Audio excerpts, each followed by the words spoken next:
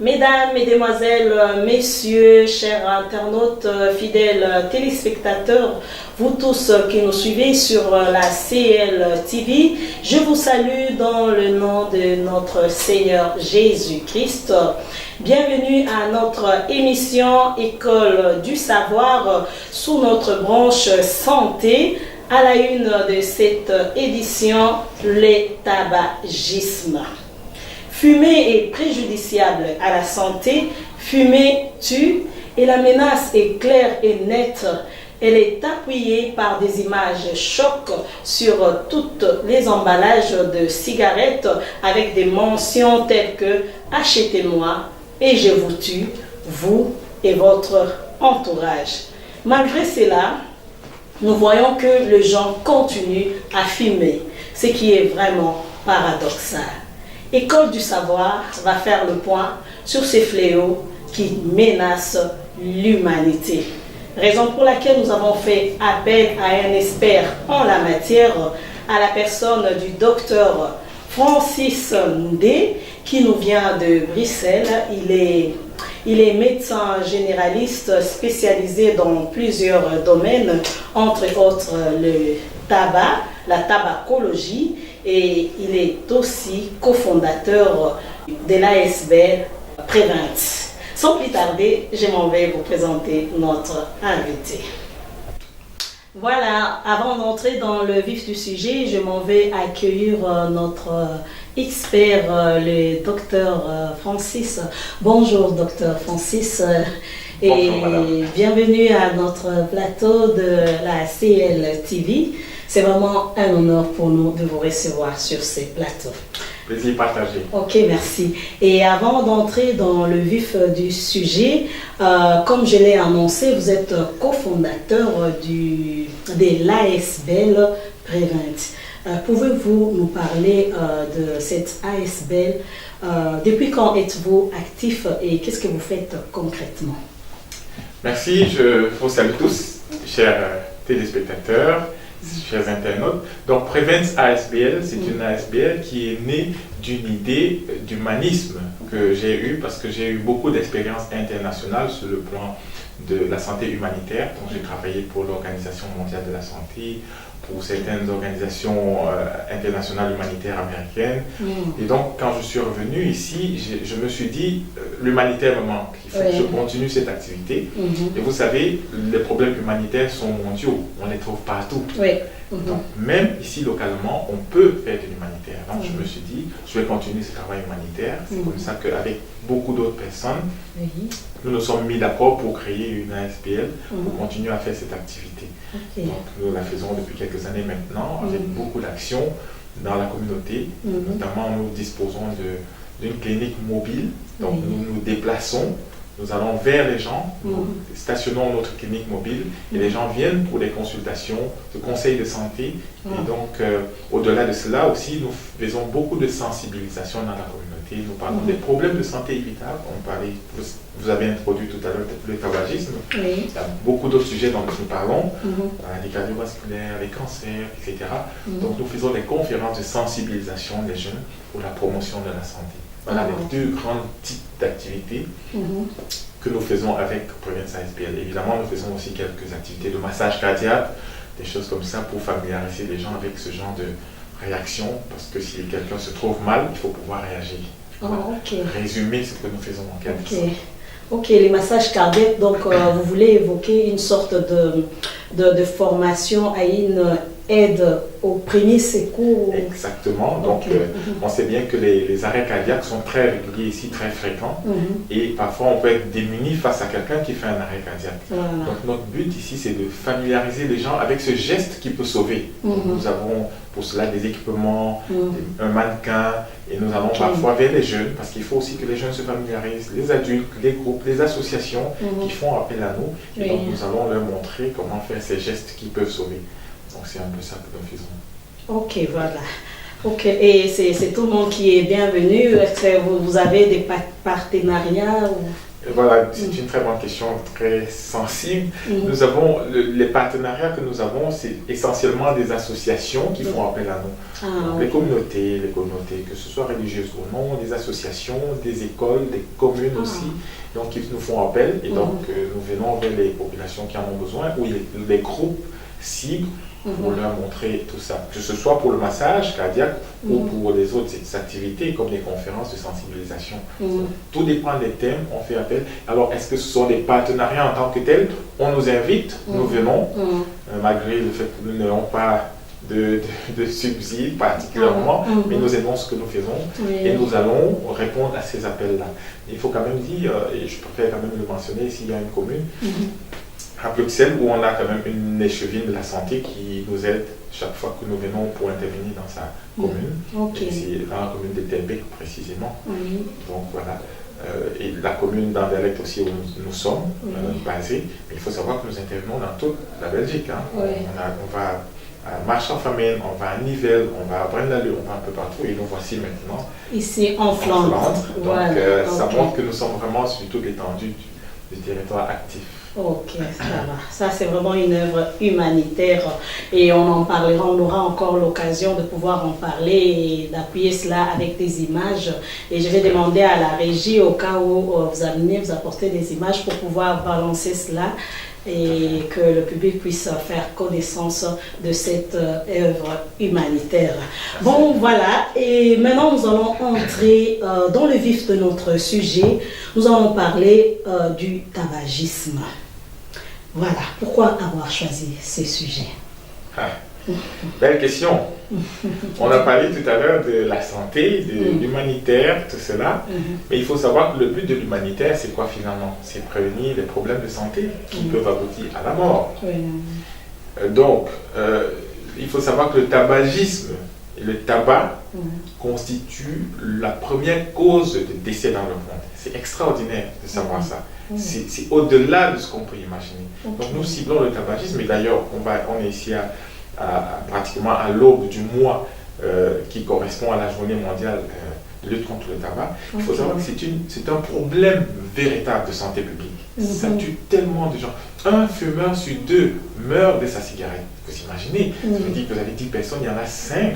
10 personnes qui fument, il y en a 5 qui vont décéder de leur tabagisme. C'est pour ça que nous prenons ce sujet. C'est quelque chose qui tue dans le monde, qui tue autour de nous. Et que nous soyons fumeurs ou non, nous sommes concernés parce qu'à côté de nous, il y a peut-être des gens qui fument, que nous connaissons. Donc au-delà de cela, il faut savoir aussi que dans le monde, globalement, on a presque 1 milliard de personnes qui fument. Vous vous rendez compte? Donc l'OMS estime que dans les années qui viennent, prochainement, d'ici 2020, c'est demain, on va avoir la cigarette qui va tuer plus que le paludisme, plus le sida, plus les accidents vasculaires cérébraux, plus au moins 4 grandes pathologies d'aujourd'hui. C'est énorme de s'imaginer qu'on a un geste banal, mais qui tue et qui va encore tuer. Il faut faire quelque chose. C'est pour ça que nous avons choisi ce thème, pour parler aujourd'hui éventuellement et organiser tout un bruit autour de cela pour sensibiliser les gens. Ok. Voilà, et puisque vous parlez de gens, vous avez dit il y a des gens qui fument et il y a d'autres qui sont non-fumeurs. Est-ce que vous pouvez nous parler de cette catégorie, de quand on dit fumer, qui sont les concernés? Quand on dit fumer, il faut savoir que pour moi, et puis c'est aussi la logique, quelqu'un qui fume, imaginez que moi je fume ici, en votre présence. Je fume, je m'intoxique, mais vous aussi vous fumez du fait d'être à côté de moi. Donc finalement, on n'est pas concerné que lorsqu'on tient à la cigarette, on est concerné lorsqu'on est aussi à côté des fumeurs. Et c'est plus grave que cela, parce que je vais profiter peut-être pour détailler ce que c'est cette cigarette, cette fameuse cigarette. Et c'est bien que j'en ai pas une ici, je préfère parler virtuellement. Vous avez une cigarette qui est tenue par un fumeur, il y a une fumée qui absorbe, il absorbe cette fumée quand il tire dans sa cigarette. Ça s'appelle la fumée primaire. Ça rentre dans ses poumons, ça va dans tout l'organisme et c'est ça qui le détruit. C'est la fumée primaire. Vous êtes à côté, vous n'êtes pas concerné par celle-là. Il y a la fumée secondaire. Donc, quand il tient sa cigarette, il y a une fumée qui remonte. Celle-là est terriblement toxique. Elle est plus toxique encore que celle qu'il absorbe. Parce que c'est à l'issue de dans cette fumée, il y a, vous pouvez imaginer combien de substances, je fais un quiz déjà, contiennent cette fumée de cigarette de l'ordre de 4000 substances. C'est énorme. Ça veut dire que, et ça vient du fait que la partie qui remonte est à combustion incomplète. C'est-à-dire que quand vous voyez il y a un incendie, les gens sont étouffés. C'est parce qu'il y a de la fumée, et dans cette fumée est issue d'une combustion qui n'est pas complète. Donc il y a beaucoup de produits toxiques qui rentrent dans leur organisme et qui créent des ennuis. Donc cette fumée qui remonte du bout de la cigarette est très toxique. C'est la fumée secondaire. Puis à cela s'ajoute celle qu'il va rejeter. Parce que quand il tire, il y a une partie qui rentre dans son organisme pour aller créer des dégâts, mais il y a celle qui rejette encore. Donc cet ensemble qui constitue finalement la fumée environnementale va toucher les personnes autour de la personne qui fume. Et donc, vous êtes intoxiqué au même titre que le fumeur. D'ailleurs, vous faites les mêmes pathologies. Donc si vous avez un conjoint qui fume et que vous êtes à côté, même si vous ne fumez pas, vous avez toutes les chances de développer les mêmes maladies. La fumée tertiaire. Et ça, c'est le plus choquant pour moi. La fumée tertiaire, vous rentrez dans une maison d'un fumeur qui n'a pas fumé. Vous sentez tout de suite l'odeur. D'ailleurs, en consultation, quand les gens rentrent, je n'ai pas besoin de les ausculter pour savoir qu'ils fument. On le sent tout de suite. Il ne fume pas, mais il porte avec lui des molécules issues de sa cigarette, malheureusement. Et cette fumée tertiaire est aussi dangereuse. Elle est plus dangereuse encore pour nos enfants. Parce que c'est cette fumée tertiaire qui va se déposer sur les rideaux, sur le sol, sur les sièges, et qui va rester aussi longtemps. Vous savez, même quand il n'aura pas la cigarette, cette partie restera dans l'environnement. Donc, et elle va dépendre de la qualité d'absorption du matériel autour duquel il devra fumer. Je prends un bête exemple. Vous avez un enfant qui rentre dans une maison d'un fumeur ou un enfant d'un fumeur. Et bien, il rampe sur le sol et il ramasse ces molécules issues de la fumée tertiaire, malheureusement. Donc les enfants, les pauvres petits-enfants, sont tout aussi exposés. Et donc c'est ça le tabagisme passif finalement. Parce que le tabagisme actif, c'est celui qui fume. Qui le tient, voilà. Mais vous vous dites, moi je ne fume pas, je suis pur. Mais il y a du tabagisme passif auquel vous êtes exposé, qui vous crée également les mêmes ennuis que finalement le fumeur qui est à côté de vous. Donc c'est ça un peu ce qui nous concerne aussi, entre autres. Donc il est très important, le fumeur en général il sait qu'il s'intoxique. Mais beaucoup de gens autour de lui ne se rendent pas compte qu'eux aussi ils prennent des éléments de cette cigarette. Donc le tabagisme passif constitue aussi un des problèmes fondamentaux. Et d'ailleurs il y a beaucoup de décès suite au tabagisme passif. Puisque dans on va dire, 7 millions de décès qui se passe dans le monde, ça veut dire pratiquement presque la population de ce pays, parmi les 7 millions, il va y avoir 6 millions qui sont à cause de la cigarette, parce qu'ils fument, parce qu'ils ont fumé. Il y a quand même 1 milliard qui ne fument pas, mais qui sont exposés à cette cigarette. Donc ce million constitue quand même une bonne proportion de décès dus au tabagisme passif. Terrible. Pour moi, c'est un gros problème. Le tabagisme passif, il faut le gérer, il faut aussi l'attaquer. En fait. Et j'allais demander, par exemple, souvent, personnellement, j'ai l'habitude, si je me retrouve, par exemple, à l'arrêt de bus, je suis avec les enfants. Même si les enfants ne sont pas là, je suis toute seule, je ne supporte pas l'odeur de la cigarette, ni même la fumée. Alors j'essaie de m'éloigner de quelqu'un qui fume. J'aimerais savoir à quelle proximité, puisque vous avez dit qu'il y a des microbes qui se déposent et des molécules voilà, qui se déposent et qui vont s'incruster partout. À quelle proximité on est en danger? Il faut savoir, c'est une très bonne question, et c'est une question très délicate d'ailleurs, parce que quand on sait que la cigarette dans les lieux publics est interdite, on se demande comment gérer ces personnes qui sont sous un préau, Voilà. qui attendent leur bus Mhm. ou un transport et Oui. qui ont des gens tout autour d'eux qui absorbent cette même fumée. Malheureusement, il n'y a rien à faire, vous absorbez. Tout dépend de la circulation du vent, naturellement. Si le vent va dans un sens, vous avez moins de fumée, mais vous pouvez être sûr que vous fumez avec eux. Vous prenez une partie de leur cigarette, malheureusement. Et ça, il n'y a pas grand-chose à faire, malheureusement, à part qu'est-ce que vous voulez faire de quelqu'un qui n'est pas civique. Peut-être on ne va pas dire qu'il n'est pas civique, peut-être qu'il a pas du juste tout du mal. avec les dangers qu'il y a, donc il n'est pas du tout civique. Je sais pas si... Avec tous ces dangers, on peut dire ainsi. la première cause de mortalité, comme vous l'avez dit ici, donc les gens ils doivent quand même devenir civiques. C'est aussi un problème parce que ça montre à quel point ils sont dépendants, parce qu'ils ne parviennent pas à se passer quelques instants de cette cigarette. Ils auraient pu patienter, arriver chez eux, avant de fumer, mais ça montre que le problème est sérieux. Parce que ces personnes, je ne suis pas sûr qu'elles veuillent volontairement faire du mal autour d'elles, mais c'est plus fort. D'où l'importance de s'attaquer au problème à la base, parce qu'une fois qu'on fume, ça devient une addiction, j'allais demander, ça devient une habitude, une addiction, bon, une sorte de dépendance, on ne sait plus s'en sortir. Exactement, et justement, vous parlez de dépendance, ça me fait un devoir de faire allusion au fait que la dépendance qui atteint les fumeurs, beaucoup de gens ne se rendent même pas compte qu'ils sont dépendants, parce que quand on discute avec un fumeur, il dit « Ah, mais je peux arrêter quand je veux ». Mais non, c'est pas vrai. C'est juste une sorte de propos qui les rassure eux-mêmes, mais en réalité, non. C'est pas du jour au lendemain. Il n'y a que 5% de la population des fumeurs qui peuvent du jour au lendemain arrêter. C'est très peu. Mais le reste, il faut vraiment un combat, il faut un traitement, il faut consulter le tabacologue, parfois il y a des rechutes, etc.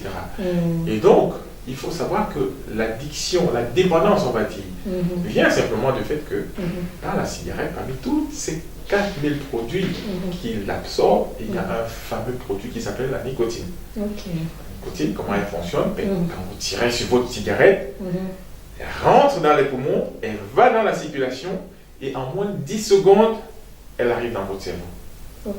Bonheur. En quelques secondes, on a l'impression que tout va bien. Voilà, ça entraîne au niveau du cerveau, je ne vais pas rentrer dans les détails, une décharge d'adrénaline qui procure un bien-être, un bien-être très bref, qui justement, puisque la nicotine va avoir une demi-vie telle que l'effet que ça a provoqué va tout de suite disparaître, le fumeur va tirer tout de suite encore. Sinon, il tirerait, comme vous avez vu, une bouteille d'eau et c'est bon pour vous désaltérer. Non, mais il tire tout le temps, puis quelques secondes après, il tire de nouveau. Ça veut dire que il y a ce besoin qui est toujours là, qui ne peut pas être satisfait. Vicieux. Oh là là. Exactement. Et donc, même si, et plus il fume, plus il tire sur sa cigarette, plus son cerveau développe des récepteurs pour recevoir cette nicotine. Donc, plus il a encore besoin. Ça augmente, et finalement, il devient de plus en plus dépendant au fil du temps. Il ne peut plus s'en passer. Plus il fume, plus il a des récepteurs, plus il a un besoin. S'il ne fume pas, il est nerveux, il se sent un peu agressif, il a besoin de sa cigarette. Donc, c'est pas aussi simple. Quand vous voyez quelqu'un dans un préau, il faut savoir qu'il est en difficulté. Pour être honnête, un fumeur, c'est quelqu'un qui est en difficulté. Il peut ne pas le savoir ou l'avouer, mais c'est une réalité. Sinon, je pense qu'il n'y a personne qui aime fumer. Ça, c'est difficile. Je crois que d'imaginer quelqu'un qui dit j'aime, je veux me tuer, non. Je pense que c'est plus fort. Et qui sont donc en difficulté, il faut agir. Et comment agir alors? Comment agir? Allez, il y a deux catégories. On peut classifier les actions à deux niveaux. Le préventif, qui pour moi est fondamental, parce que prévenir vaut toujours mieux que guérir. C'est un vieil adage qui est connu de tous. Si vous êtes déjà dans la maladie, vous courez après le traitement. Que si vous prévenez la maladie, vous n'avez pas à courir après un traitement puisque vous n'avez pas besoin. Donc pour moi, l'action préventive est primordiale. L'action curative est nécessaire aussi et même cruciale parce que les gens sont en souffrance, il faut les traiter. C'est un problème de santé. Alors au niveau de la prévention, il y a des choses à faire. Les choses à faire pour ma part, c'est d'agir avant que les personnes ne se lancent dans la cigarette. Ok. Et c'est le plus difficile. Oui. La prévention a toujours été l'orphelin de la santé. Parce qu'on ne va pas chez le médecin quand on n'est pas malade. On se demande pourquoi on y irait, on va parce qu'on a un problème. On ne peut pas venir voir on a rarement des gens qui viennent dire docteur, je viens vous voir parce que je n'ai pas envie de tomber malade. Je viens parce que je suis malade, je viens me soigner. Donc la prévention, pour moi, c'est là où il faut mettre le paquet. Alors, ce qui se passe, c'est qu'on a parfois des grandes campagnes de traitement, de recherche pour soigner les problèmes causés par le tabac. Je crois qu'on est déjà plus loin en aval. Il faut aller en amont, essayer de couper la source. Et ça devient très sensible, très délicat.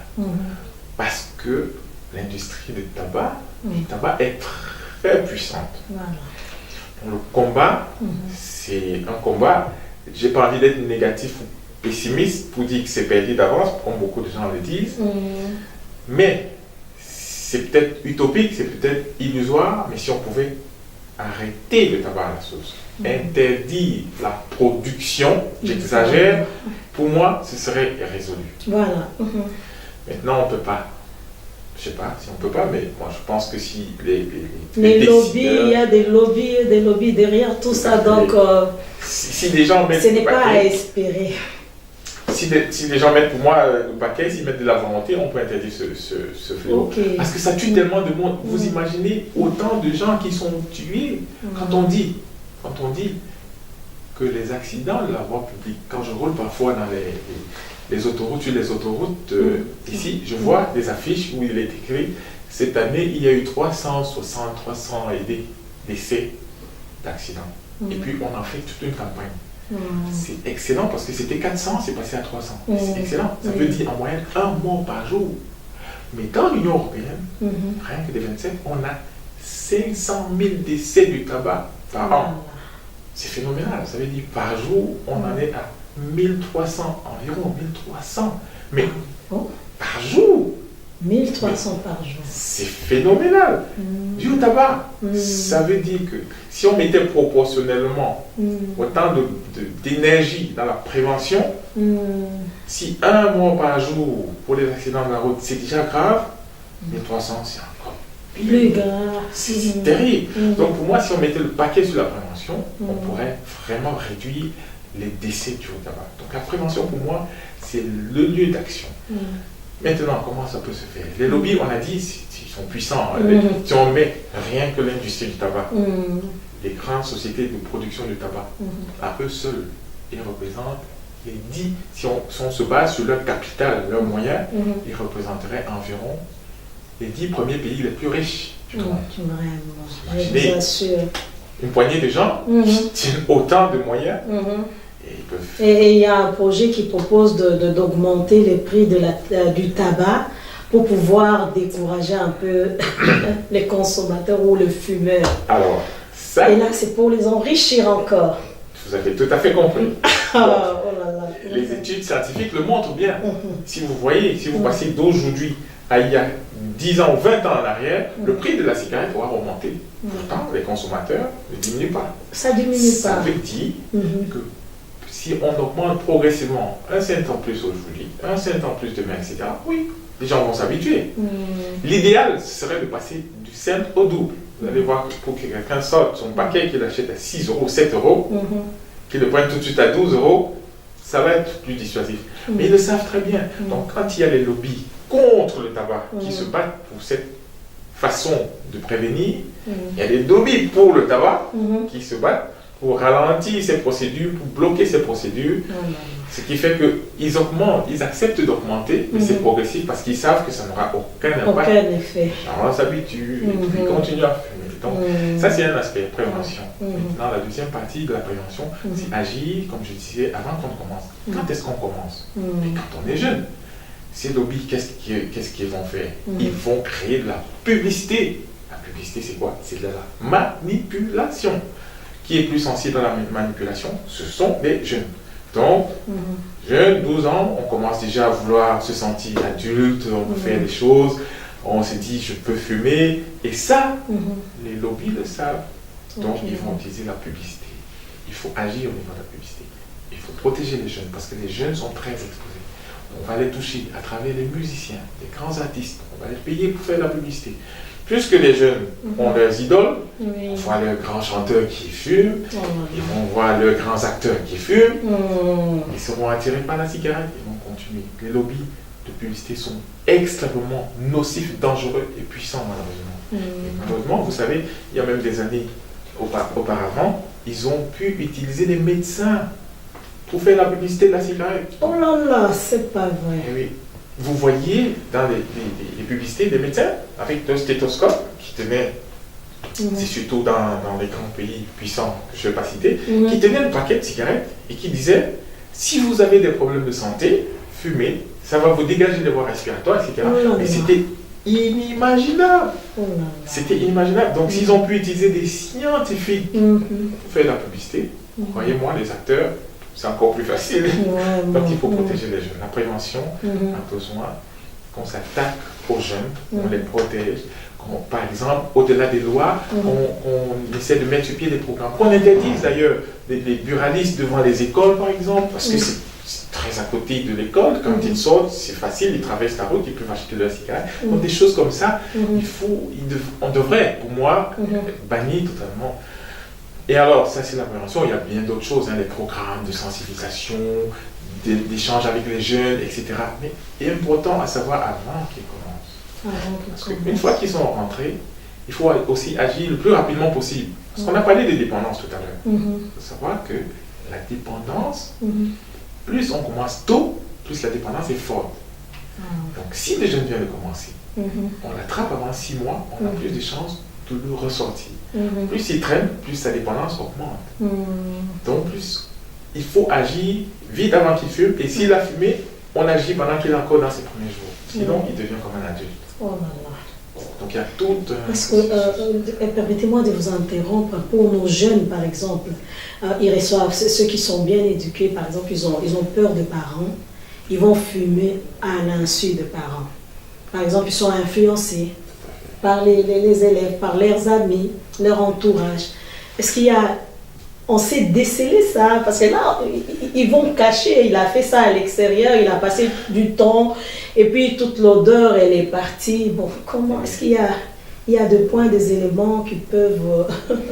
C'est difficile de déceler parce que les jeunes sont très intelligents.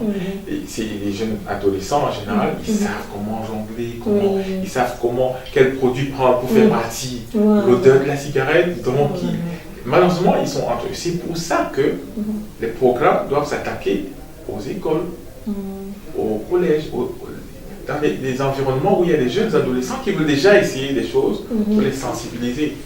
Parce que les études ont montré que lorsqu'on fait des études chez les adultes qui fument, c'est phénoménal.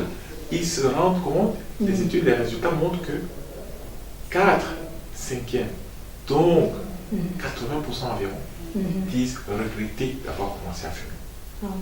Ça veut dire que s'ils avaient eu l'information avant de fumer, ils n'auraient peut-être pas fumé. Et donc les 2 tiers disent ils souhaiteraient arrêter de fumer. Mais ils sont coincés ils sont piégés.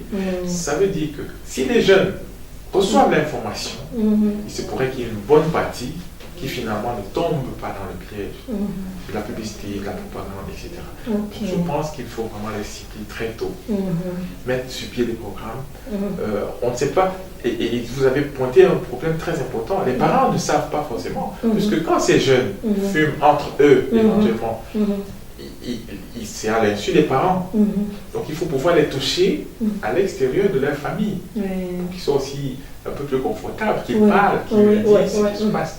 Parce que si c'est avec la famille, ils ne vont même pas avouer. Le premier traitement, c'est de reconnaître qu'il y a un problème. Donc il faut des programmes scolaires. Je pense qu'il faut des programmes scolaires pour protéger les jeunes contre le tabagisme. C'est très important. Puisque vous en parlez, est-ce que vous pouvez nous parler des méfaits du tabagisme? Les méfaits, si vous saviez. En tant que médecin, je vais déjà parler des méfaits sur la santé, mais les méfaits, c'est aussi les méfaits au niveau de la société, de l'environnement.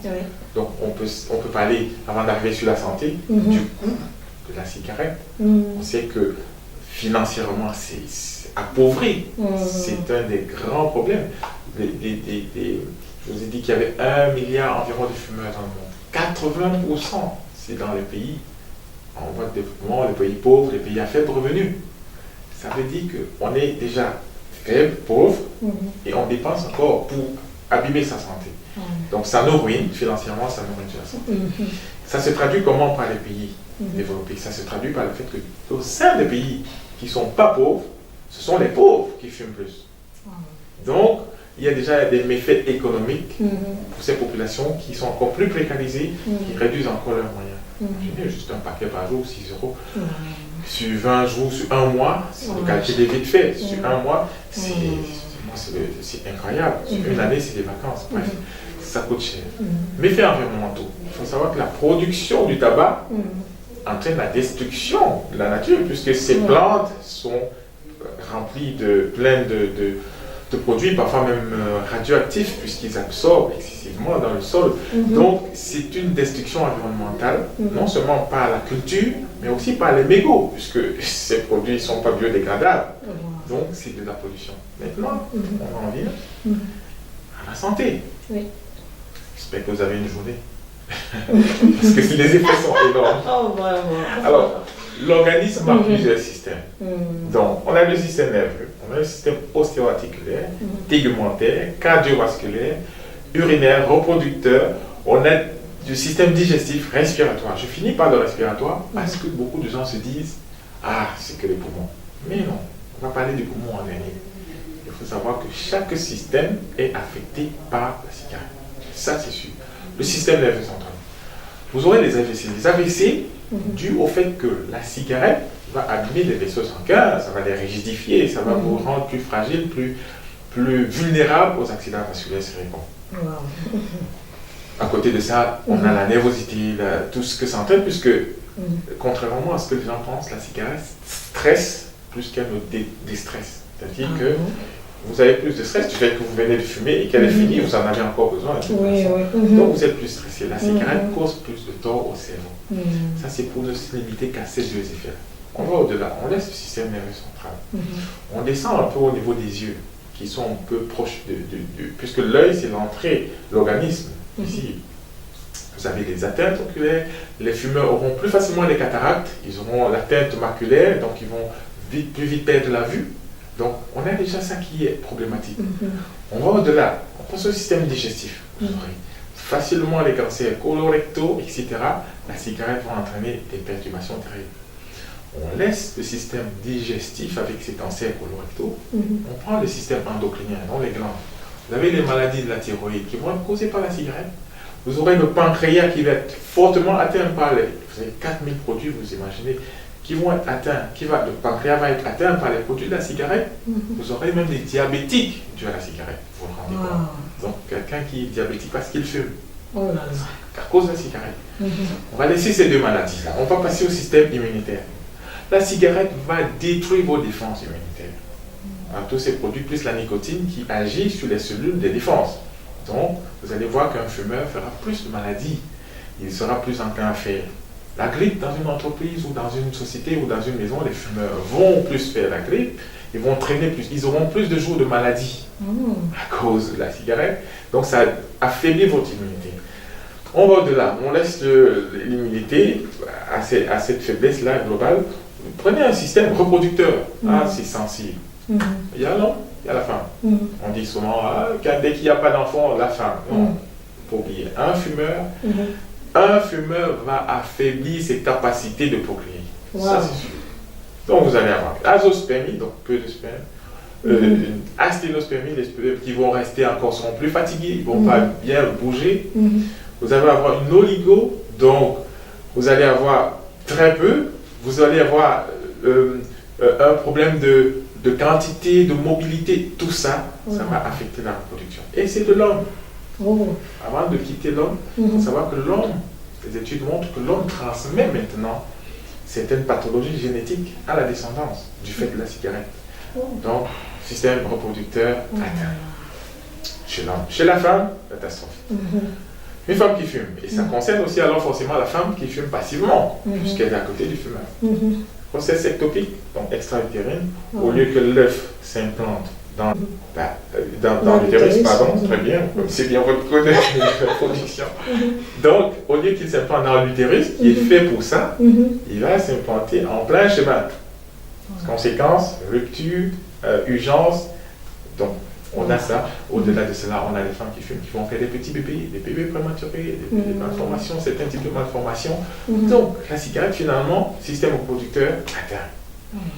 On passe à quel système cardiovasculaire? Le cœur lui-même. Le cœur est le premier organe qui souffre de la cigarette, directement. C'est-à-dire que chaque cigarette sur laquelle un fumeur tire affecte son cœur. Il y a des gens qui font un arrêt cardiaque tout de suite parce qu'ils ont tiré sur une cigarette. Parce que le cœur, les vaisseaux se sont comprimés, le cœur n'a plus d'oxygène, et paf, il peut faire un arrêt cardiaque. C'est pour ça qu'on met aussi des massages cardiaques dans nos... Et de la même façon que les vaisseaux vont se contracter, ils ont aussi les mêmes problèmes dans les membres inférieurs. Donc un fumeur va vite développer des pathologies, ce qu'on appelle les claudications intermittentes. Il va marcher et puis il aura mal dans la jambe parce qu'il n'y a pas d'oxygénation, les vaisseaux sont fermés, les muscles souffrent. Alors, quel système on n'a pas touché? Urinaire, il y a les cancers de la vessie qui vont se développer. Les cancers du sein chez la femme qui vont se développer. Il y a un système que j'ai oublié, le système ostéo-articulaire. Ah, mais ça, c'est phénoménal, étonnant. Le mal de dos. De la même façon que les produits vont faire la fermeture des vaisseaux, les vertèbres ont besoin d'oxygénation pour vivre. Donc, moins vous êtes ravitaillé, plus les vertèbres souffrent, les disques intervertébraux souffrent, il n'y a pas de vascularisation. Donc, tous les nutriments qui auraient pu leur arriver vont entraîner un plus grand risque de développer un mal de dos. Donc, finalement, sans parler des problèmes d'arthrite, polyarthrite rhumatoïde qui sont causés par la cigarette, mais il n'y a rien qui est épargné. Mais si on en vient maintenant au poumon, puisque c'est de ça que les gens ont souvent peur, c'est le grand mal. Ça veut dire qu'à tous les étages des voies respiratoires, la cigarette va abîmer, altérer la fonction, le passage d'air. Vous voyez, tout le monde tousse quand il y a de la poussière et tout, parce que c'est normal, il y a des cils qui poussent les saletés à l'extérieur. Parfois, vous toussez moins parce que les cils les balayent rapidement, mais chez le fumeur, on tousse encore plus parce que la cigarette a détruit ces cils. Donc il est obligé de tousser pour rejeter cette poussière, ces crasses qu'il remplit. Vous ne pouvez pas voir un fumeur. Ici, je peux dire qu'il n'y a pas de fumeur parce que depuis qu'on est là, personne qui a toussé. Mais un fumeur, ce n'est pas possible, il tousse. Il doit tousser, même s'il fume pas. Oh là là. Tout à fait, parce qu'il a détruit ses cellules. Sans compter tout ce qui est comme cancer des bronches, cancer des voies supérieures, cancer des poumons. Et je vais en profiter pour demander à la régie de faire balancer des images par rapport aux méfaits de la cigarette, de photos comme ça, les gens voient ça. En réalité, ce que c'est.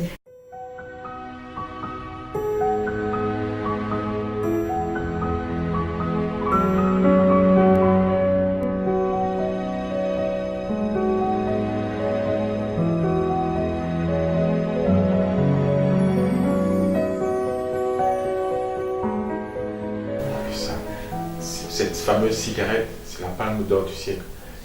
C'est le destructeur, c'est une arme de destruction massive, mais qu'il faut combattre. Il faut absolument faire quelque chose parce que la société est vraiment exposée à ce problème. Et c'est sur moi, puisqu'on ne voit pas. Le geste est devenu banal. Un fumeur, il vous salue, il tire sur sa cigarette, pourtant il détient une arme terrible. Mais tout le monde est familier avec ça. On a même aménagé des endroits pour fumer. Vous avez vu ça? Dans les hôpitaux, on peut fumer à l'entrée. Ça veut dire que vous qui passez pour rentrer à l'hôpital, comment voulez-vous que vous ayez peur de la cigarette puisque vous voyez un patient qui tient son Baxter et qui fume? Quelle image! Je dis, moi, si ça ne dépendait que de moi, on mettrait les fumoirs vers la morgue. Comme ça, si vous voulez fumer, allez vers le chemin. Comme ça. Parce que c'est l'image que vous voulez véhiculer aux enfants qui voient à l'entrée d'un hôpital un monsieur qui fume, qui a son sac de perfusion, mais il n'a pas peur, il se dit, même malade il fume. Moi, c'est pas grave. C'est naturel, voilà. Je crois qu'il y a des choses comme ça, des gestes, des choses banales qui se passent, qui favorisent encore le tabagisme, malheureusement. Malheureusement, je vous assure. Et pour parler de la cigarette, actuellement, on parle de cigarette électronique. De ce nouveau dispositif, en fait, on ne fume pas une cigarette électronique, on vapote. Donc c'est la vape. Donc, on va dire justement, vous avez parlé tantôt du traitement. Moi, on a parlé de prévention. Oui. La vape donc, va rentrer dans l'aspect traitement. Ok, c'est pas du tout à fait une cigarette, mais c'est... Non, c'est un dispositif électronique qui permet d'obtenir la vapeur qui joue le rôle de la cigarette, parce qu'on peut rejeter aussi, ça donne l'impression qu'on fume. Ok. Mais c'est plutôt une solution au tabagisme. Ok. Pourquoi? Et tout simplement parce que ce dispositif va permettre, puisque la cigarette va vous créer un besoin de nicotine, comme j'ai dit tout à l'heure. Oui. Ce dispositif permet juste de libérer, vous savez, comme je disais tantôt, on a la nicotine qui est contenue dans la cigarette classique. Cette nicotine, notre organisme, celle du fumeur en tout cas, et cette nicotine est déjà un besoin. Et donc, arrêter de fumer, on peut passer par une sorte de remplacement de cette nicotine, puisque la nicotine ne fait partie que des 4000 à 5000, voire plus, produits qui sont dans la cigarette. Si on élimine tout le reste et qu'on ne garde que la nicotine, c'est déjà ça de gagner. Donc, la cigarette électronique, tout comme certains traitements, va permettre de maintenir un certain taux de nicotine dont le cerveau a déjà besoin, parce qu'on est resté dans la cigarette, donc on est quasi dépendant. Cette vapote donc, va permettre de libérer la nicotine pour remplacer celle qu'on avait dans la cigarette. Donc le but évidemment de la cigarette électronique, la vape, ce n'est pas de commencer à fumer. Il ne faut jamais, et c'est ça le danger de la cigarette électronique, c'est qu'on a peur que les jeunes commencent à fumer par la cigarette, qui rentre dans le tabagisme par la cigarette électronique. Le but de la cigarette électronique, ce n'est que de permettre aux fumeurs d'arrêter de fumer la cigarette classique pour tout doucement arrêter de fumer définitivement. Donc, ça va vous libérer votre nicotine, et au bout d'un certain temps, vous allez totalement abandonner et la cigarette classique et la cigarette électronique et vous serez libéré. Donc, c'est un traitement. À côté de cela, évidemment, on a parlé tantôt des traitements, il y a aussi des médicaments qui substituent, qui remplacent la nicotine, que ce soit par les gommes, par les patchs, donc qui vont remplacer la nicotine qui était présente dans la cigarette classique. Mais tout cela doit se faire devant et avec un tabacologue. C'est très important. Il ne faut jamais faire de l'automédication. Ça pourrait marcher éventuellement, mais l'idéal, c'est vraiment de voir un tabacologue. Pourquoi? Parce que si moi je suis malade et que je vais voir un gynéco, ça va quand même vous paraître étonnant. Voilà. Donc, c'est un spécialiste dont on connaît la spécialité qui traite une certaine catégorie de personnes. Donc, si vous avez un problème de tabagisme et que vous allez juste voir quelqu'un qui n'est pas spécialisé en tabacologie, ça va être... Voilà. Ou alors, si vous faites, ça peut marcher, hein, mais il faut qu'il ait une formation. Si vous allez encore payer parce que vous avez vu votre collègue qui a pris tel produit que ça a marché, vous voulez que ça marche, vous n'avez pas forcément le même profil. Donc c'est la même façon, j'ai ma maladie, je vais voir un médecin, ça marche, et du coup, parce que c'est le même symptôme, c'est pas pour autant qu'il faut aller prendre les mêmes médicaments. Il faut consulter un spécialiste qui va déterminer quel est le médicament qu'il vous faut, s'il vous faut un médicament, parce que ça peut arriver que vous n'avez même pas besoin d'un médicament, juste un accompagnement, puisqu'il y a la dépendance physique et psychologique. Donc, il faut voir un spécialiste. C'est lui qui déterminera quel type de médicament vous pourrez prendre pour être libéré. J'appelle ça parce que pour moi, c'est une chaîne d'influence. Est-ce qu'il y a quand même un taux de réussite élevé par rapport à la guérison et tout? Tout à fait. Donc, le fait de voir, je vous ai dit tantôt qu'il n'y a que 5% des fumeurs qui arrivent à arrêter de fumer tout seul. C'est très difficile. Donc, en passant par un tabacologue, vous augmentez ses chances. Vous passez à un taux très élevé, vous augmentez vraiment les chances. Donc, il faut vraiment... C'est un problème. C'est un problème sérieux. Il ne faut pas essayer d'y arriver tout seul. Donc, je crois qu'il faut passer par augmenter ses chances en passant par un spécialiste. Ou alors quelqu'un qui a une formation de thérapeutique pour pouvoir vous libérer. Il y a les médicaments, mais il y a aussi d'autres méthodes. La relaxation, les choses comme la méditation, il y a beaucoup de gens, l'hypnose, il y a beaucoup de gens qui décrivent ce qu'ils ont fait pour arrêter de fumer, mais on a officiellement la thérapie médicamenteuse qui est officielle, qui fonctionne, et les autres thérapies, l'aromathérapie justement. J'ai supervisé un mémoire de tabacologue pour lequel j'ai fait des statistiques qui a montré que l'aromathérapie était aussi efficace dans les préparations, mais ce n'est qu'une petite étude. Mais je me dis, il y a beaucoup de choses comme ça qui fonctionnent pour libérer les gens du tabac. Ok, est-ce qu'il y a une différence entre la drogue et la cigarette? Alors, la cigarette, c'est la plus grosse drogue, tout simplement. Ok. La cigarette, pour faire court, la cigarette, c'est la drogue la plus puissante, la plus forte, la plus terrible, la plus dangereuse. On a d'autres substances illicites pour lesquelles on se libère même plus facilement que la cigarette, malheureusement. Et donc, enfin, heureusement, j'en sais rien, mais ce que je veux dire, c'est que la cigarette, qu'on banalise, est terrible comme drogue. Ce que ça fait comme effet, on a cité tout à l'heure. Les autres drogues ne font pas autant. Maintenant, il y a parfois des associations, les gens en mélangent, et à ce moment, ils sont beaucoup plus accros, parce qu'on crée encore plus de circuits dans le cerveau. Mais la cigarette, c'est la drogue la plus terrible, et la plus officielle, la plus normale, entre guillemets, malheureusement. Malheureusement. Je vous assure. Allez, venons-en au jeu de concours qui va être organisé, toujours dans le cadre de prévention contre le tabac. Est-ce que vous pouvez nous donner de plus amples informations concrètement? Qu'est-ce qui va se passer? Voilà. On en arrive à la prévention, telle que nous voulons l'organiser pour les jeunes. Donc, ici, il s'agit d'un jeu qui va impliquer les jeunes, qu'ils soient fumeurs, qu'ils ne soient pas fumeurs. Je vous ai dit tantôt, ils sont tous concernés. Donc, le jeu va consister à quoi? Les jeunes vont s'organiser en équipe de 5 à 10 personnes. On va avoir 3 ou 4 équipes. Ils peuvent venir d'ici ou de là. On va déterminer la date exacte ensemble, mais moi j'avais prévu pour le dernier samedi du mois de mai. Le dernier samedi du mois de mai. Et donc on va s'asseoir, ils vont faire leurs équipes, ils auront leurs supporters derrière eux qui les soutiennent. Il y aura le groupe noyau qui va répondre aux questions. Donc, on va venir, on aura une projection, ou alors sur papier, ça dépend si on a des dispositifs. On a la projection, ça va aller. Parfait, parfait. Et on va projeter les questions.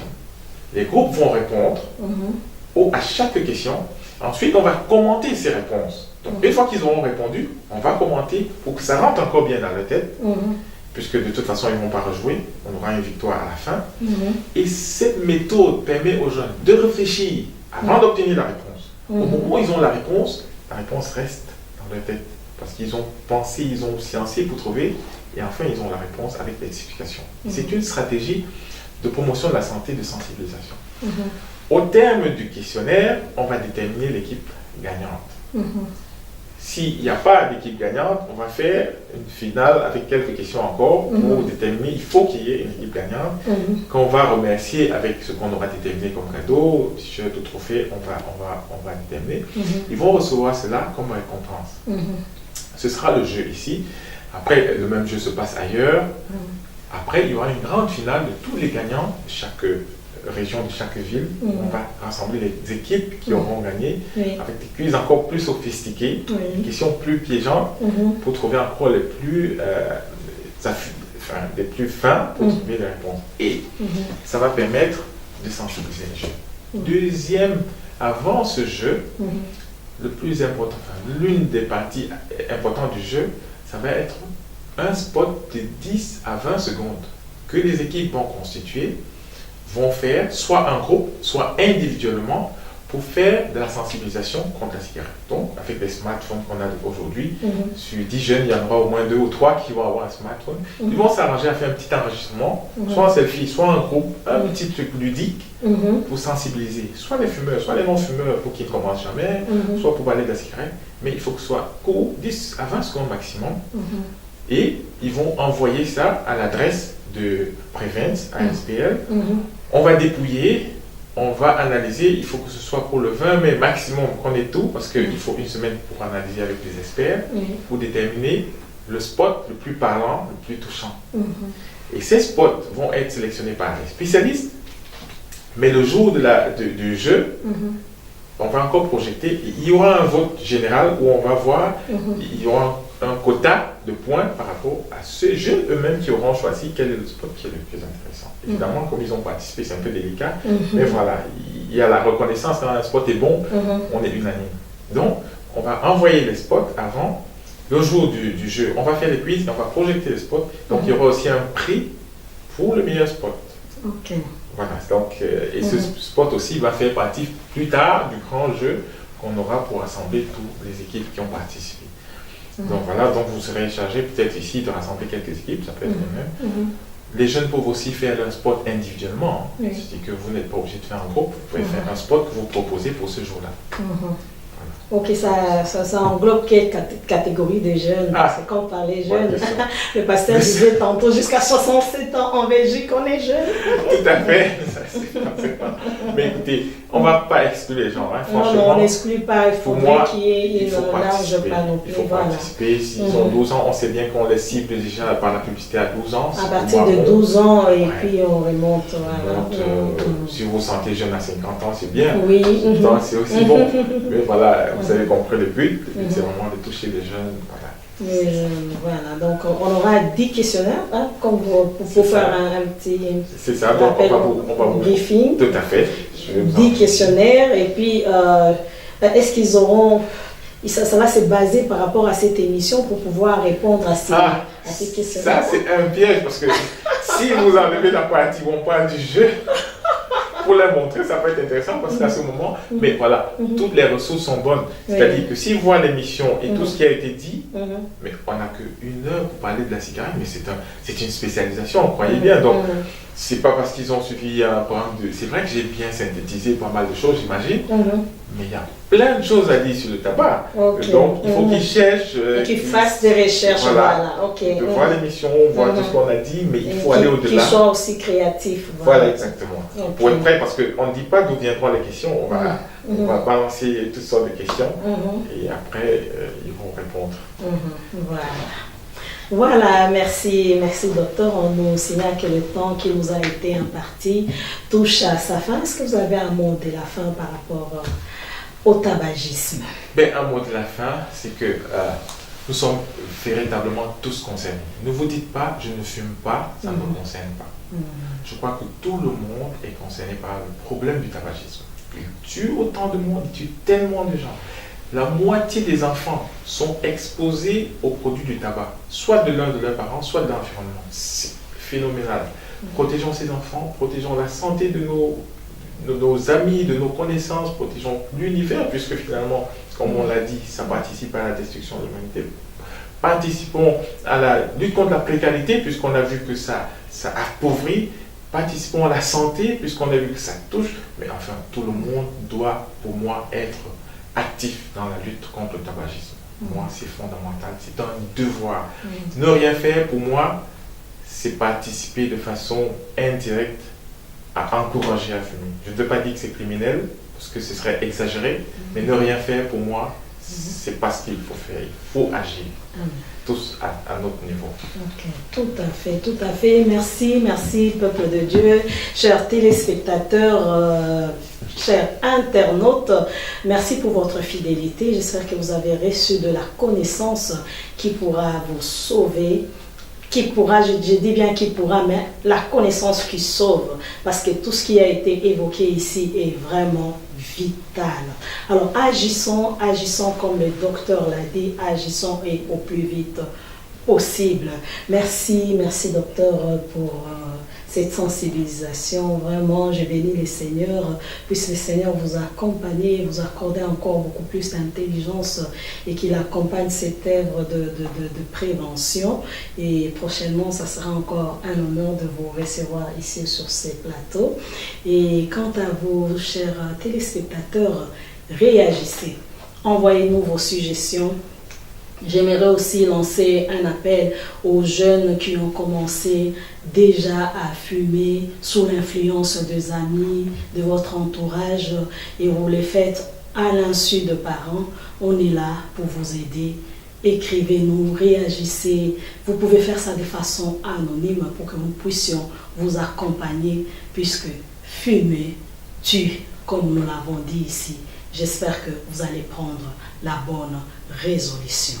Voilà qui va refermer cette édition. Je dis merci à l'équipe technique. Je vois mon frère Clément Kipoy, le frère Manu Pedro, ainsi que papa Emma Manzambi. Quant à nous, on se retrouve très très bientôt.